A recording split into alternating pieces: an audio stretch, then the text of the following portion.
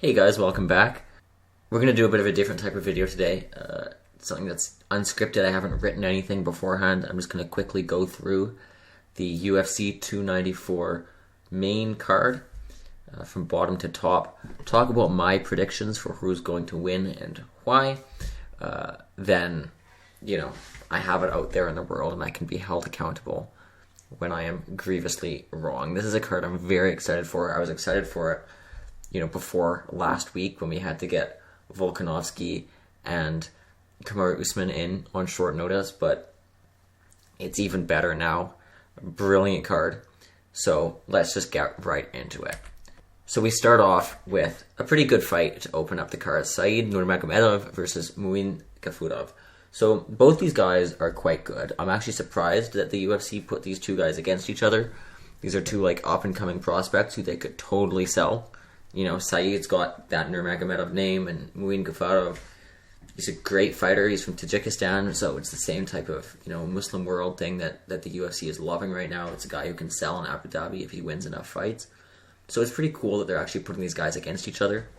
Said is coming off a loss. Muin is coming off a win. Said's lost, of course, to Martinez, a good fighter who actually had a great win as of last night when I'm recording this video. So who do I think is going to win this? Well, I think this is going to be a close fight. Said is actually a bit more of a striker than Gafurov. So it'll be interesting to see that dynamic play out because, of course, even these Dagestani guys, when they are primarily strikers, tend to be pretty comfortable on the ground. This is something that I'll talk about as the video goes on. I think gone are the days of these sort of Habib-esque Dagestanis where you basically only have wrestling and you have nothing else, right? Like your grappling is just positional and your wrestling is there and your striking is nothing, right? You kind of have Islam, but he's a good enough striker that you can't really say that he doesn't strike anymore. I mean, he outstruck Volk in their last fight. Anyways, I think that this will be a close fight. I don't really, it's tough to pick someone here because it's that type of thing where, Muin is a slightly smaller guy than Said. So obviously he might want to try and take Said down if it's a battle in the stand-up, but Said will be comfortable on the ground. Do I think that Gafurov can submit him? Probably not. Do I think that he can outpoint him in ground game and grappling? Probably.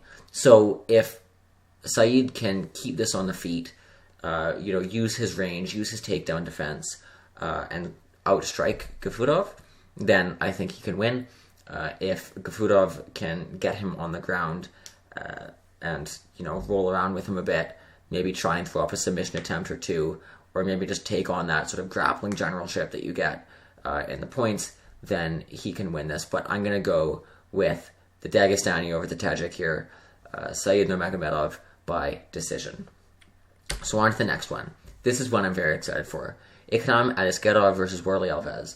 Ikram was originally supposed to fight Nasruddin Imavov, French fighter, kind of Dagestani, ranked, same as Ikram, who's also ranked now, of course, which would have been a very good fight, but he pulled out, so now we get Warlley Alves, and I'm going to be honest here, I don't think that Alves has a chance.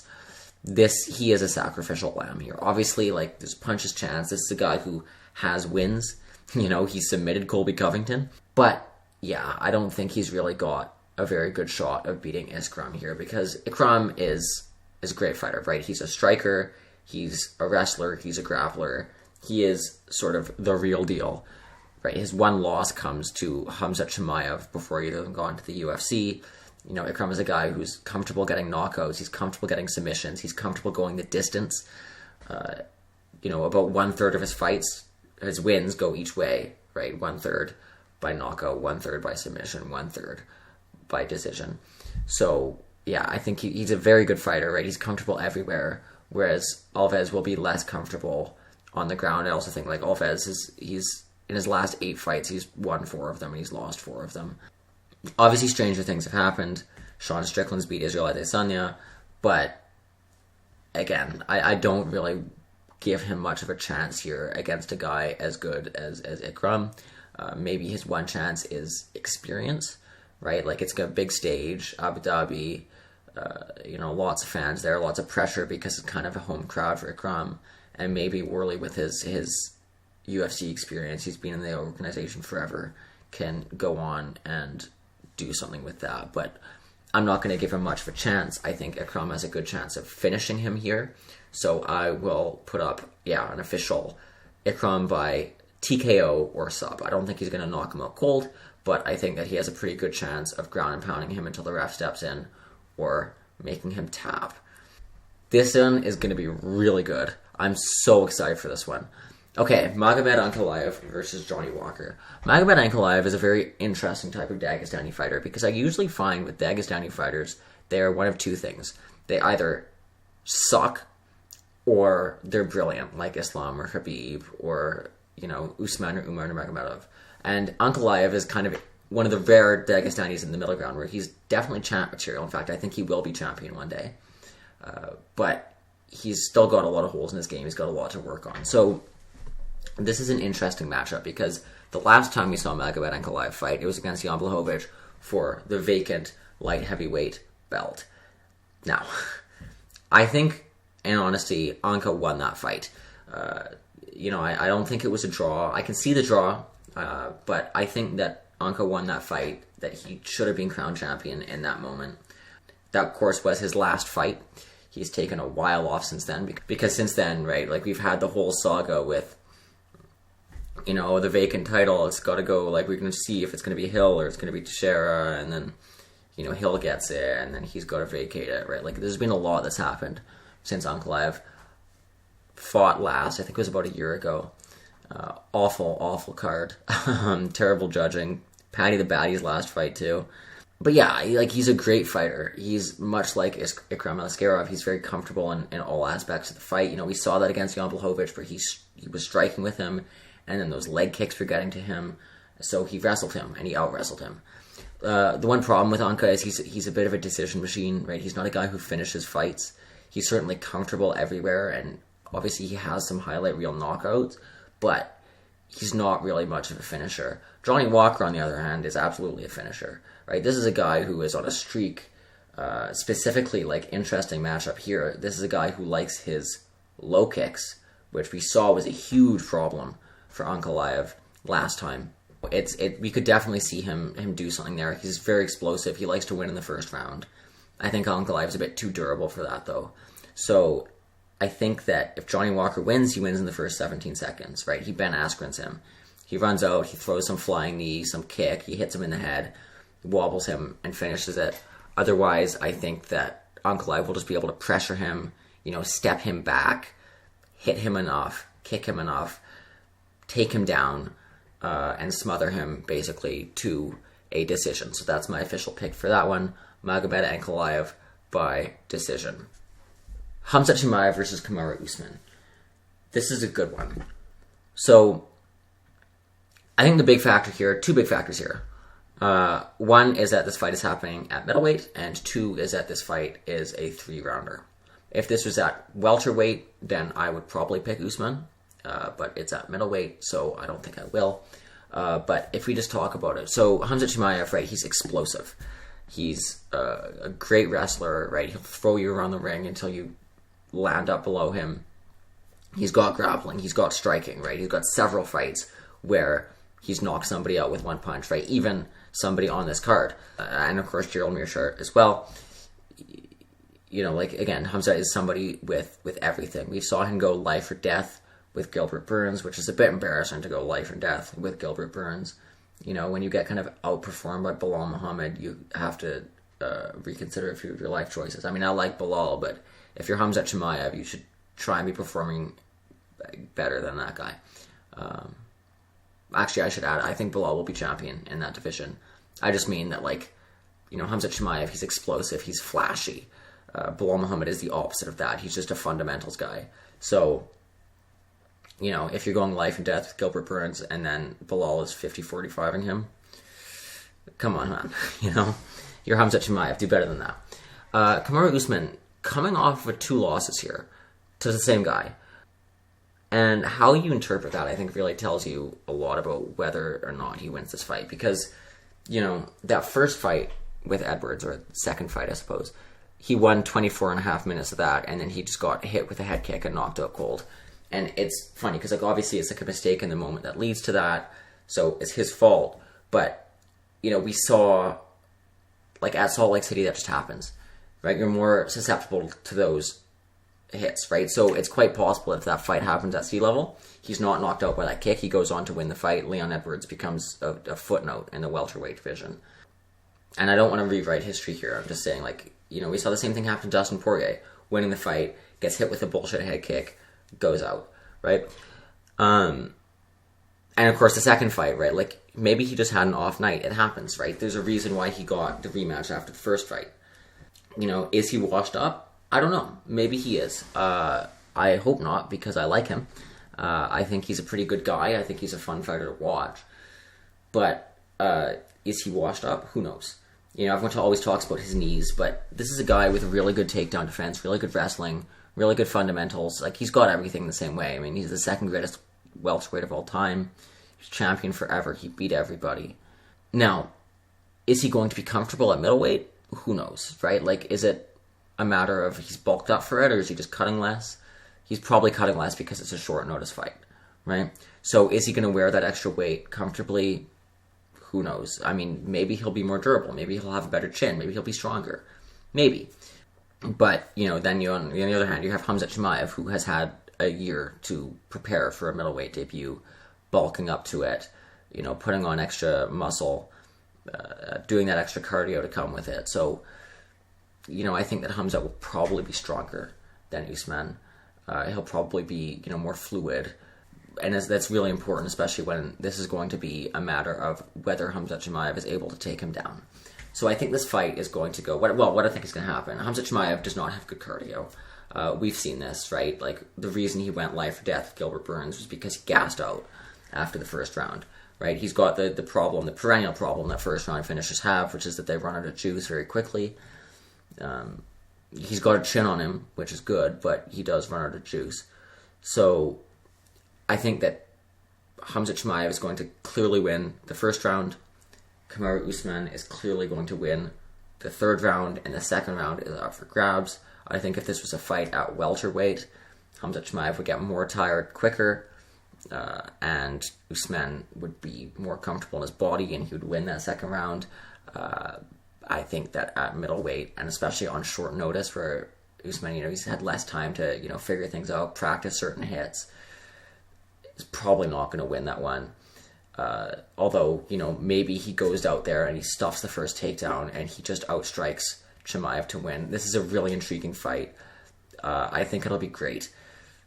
But yeah, I think that narrowly, 29-28 will be a Khamzat Chimaev win, although I can also very easily see a 29-28 for Kamaru Usman as well. But that's my pick, Khamzat Chimaev by decision. Okay, our final main event, the rematch that everybody wants, Islam Makhachev versus Alexander Volkanovski.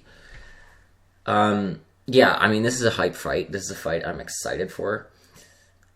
I don't think it's going to be close, right? Because we saw, in the last fight, right, Volk had everything for him, right? He had the Perth, Australia rehydration rules, which are absolutely horrific, right? Like, the way Islam had to cut and the way he was able to rehydrate and recover after his cut are just not a way that anybody else does it. He had no time. He wasn't allowed to cut with a sauna, all that type of stuff.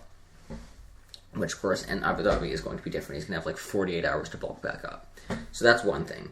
Of course, he's going to have the home crowd advantage, which, obviously you get hyped when people cheer for you, but also, if the crowd screams when you land a hit, the judges are probably going to take that into account. Right?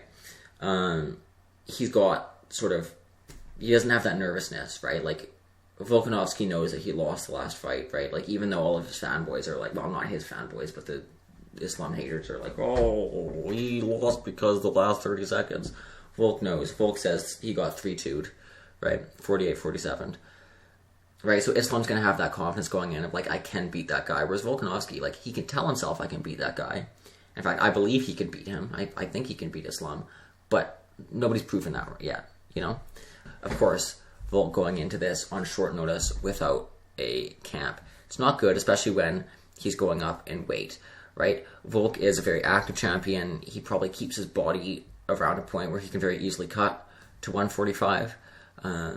So, when he had the full camp to fight Islam the first time, and he was able to put on extra bulk to go up to 155, I mean, he said it himself, he never felt stronger, he never felt, fitter, and he's probably lost a lot of that to go down because he was booked for a featherweight fight, right? They announced that he was fighting Islam, and the same day, a few hours after, they announced that he was signed to fight Ilia Topuria in Toronto in January, right? And maybe he's still going to make that fight, but he's going to be coming into it with a featherweight body, just cutting less.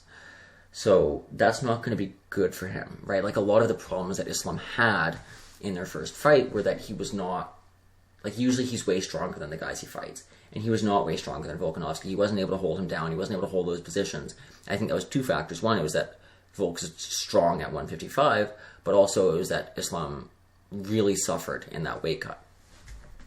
And I don't think that either of those factors, I mean, obviously Volk is a strong guy, right? But Islam's going to be stronger than he was in Australia, and Volk is not going to be as strong as he was the first time they fought. And I think that's going to be really important. It's going to be really important when you think about, the striking battle. Islam won it the first time, and it's going to be important when you think about the wrestling, right? So I think that this fight, Islam might finish him, because Volk, he's got everything except for a chin, right? His recovery is good, but like you saw, like, he was getting knocked down. He gets backed up. He gets hurt badly.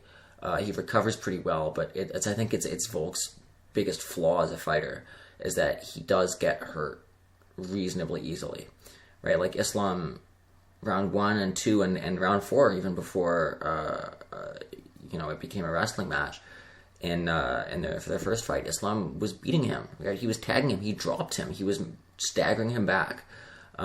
Whereas Volk, I mean, he staggered Islam once in the first round, and then his only other real strike he got was like catching Islam as he was trying to do a takedown in the 5th that led to that ground and pound situation, right? So yeah, like, even in the 5th round, Islam was outstriking him. So, like, I count Volk out too much. I often, like, all 3 times, I thought Holloway was going to beat him. I thought Rodriguez was going to beat him. I mean, I thought he was going to beat Ortega. I thought he was going to beat the Korean Zombie.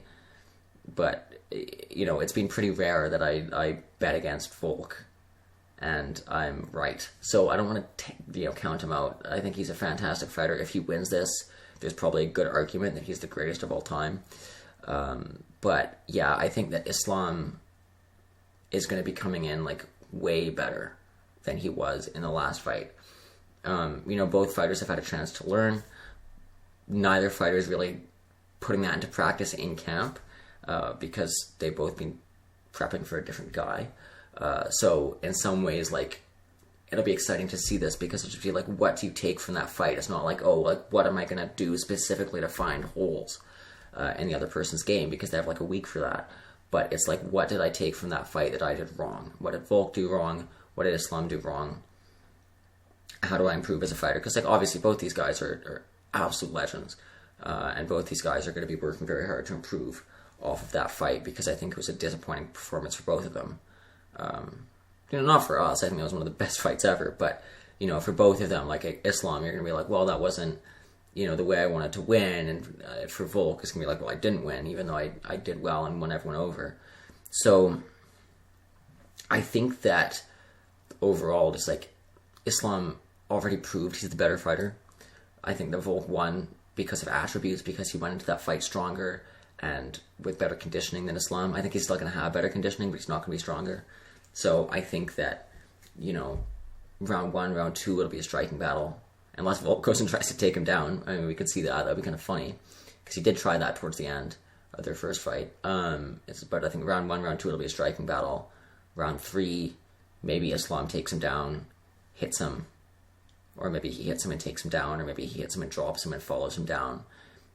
Round 3 or 4, I think we might see a TKO or a submission. Well, I don't think Volk would tap. I think he would go out, but I think that Islam finishes this fight round 3 or 4. So yeah, those are my predictions. Mea culpa if I'm wrong. I will probably be wrong on 1 or 2 of these. The ones I have the least confidence in my picks, obviously I said that Chimaev versus Usman was close, and then also Said Nurmagomedov, I'm not super confident in his fight as well in that pick. But the other ones, like I'm pretty confident in Ikram, I'm pretty confident in Ankalaev, and I'm pretty confident in Islam Makhachev. So we'll see how it all turns out. No matter who wins, who loses, we as the fans win, because this is a great main card. I've got some more fantastic videos planned for the future, so please do subscribe if you liked this, like the video, help boost me in the algorithm so that more can see this. It helps more than you know. And thank you all for watching again. Alright, have a good day, guys.